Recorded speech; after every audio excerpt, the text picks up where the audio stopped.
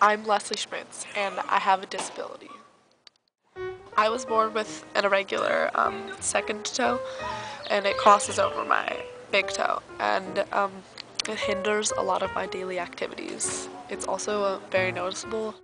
It's really not pleasant to look at all, and I get stares, and it's just awkward to be around people.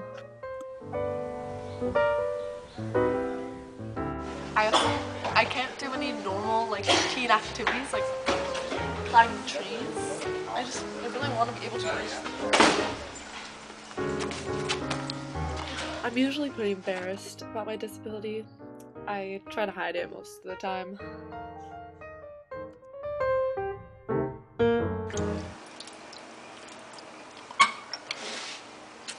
There was a prom recently, but I didn't go. I mean, just the whole heels and everything. I don't think it would have worked out with my foot.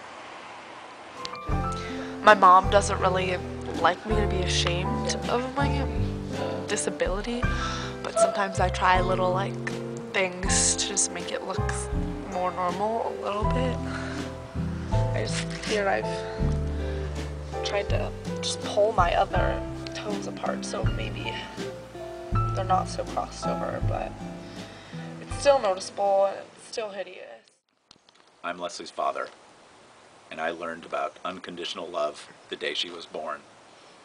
And from the ankle up, I feel something that's much more than unconditional love.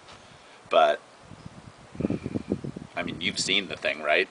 I don't even know. I mean, it's like some sort of evolutionary study. I don't know where that came from or what it is, but it's just something we're having to work with. Let's just say it's our learning edge. August 18, 1995. What a day. Leslie was born. I mean, there we were, the proud parents. I mean, just so glad that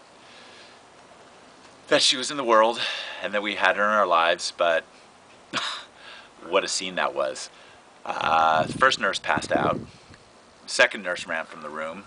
They called her original obstetrician and her pediatrician, and well, I'd never seen a pediatrician just retire so quickly, but they called somebody from, I believe it was Stanford Medical Center, and they helicoptered this person in, dropped him in on the top of the helipad at the hospital, and the guy came running down, and he was kind of like a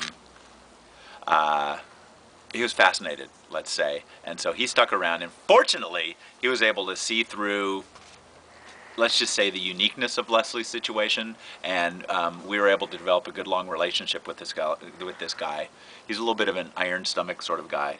Everything else about that child, oh my goodness, but I mean,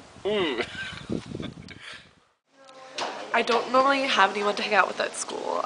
People are kind of put off by me, so I just mostly hang out alone. There is this one group of girls. I really want to be a part of their group, but I don't know. It could be a possibility, but I think they're scared of me, of my disability. But I put myself out there. I try and say hi to them in the halls, you know. And sometimes I go with them to lunch, and it's fun, but we don't sit together.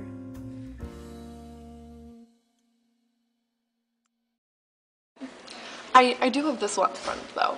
Her name's Alicia, and I think we're pretty good friends. I might even call her my best friend. I mean, I don't know that much about friendship, but I think we're pretty close. Yeah, I met Leslie a few years ago. We had a couple classes together, and her mom called my mom and asked me to maybe hang out with her.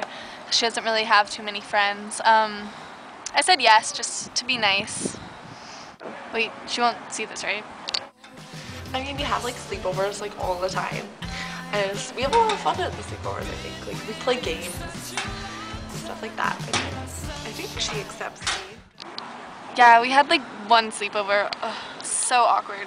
Her toe is just really weird. I think that's why people don't like her. She's kind of an outcast. I don't know. Now that I think about it, I think we definitely are best friends. I think she would say the same thing. I wouldn't really call us friends. I think we're just acquaintances. that kid is a flat-footed freak. But this is where I mean, you learn to grow as a person when you're around someone like Leslie. Because she herself, she hasn't given up when in the face of, you know, her challenges. She's just shown me so much. And I have learned really kind of the limits of, you know, my soul and my heart just by being around that person. Ankle up, what a gal. I mean, but that, I mean, it's, oh. I think that having a disability has really made me grow as a person because I've overcome a lot. I've just gotten past the ridicule and the embarrassment, and now I'm just better than that. I'm just over it. And I know now I can do anything that I set my heart on because I've got a family who loves me and accepts me, and I've got at least one, possibly more friends who have got my back, and now I know that I'm totally awesome.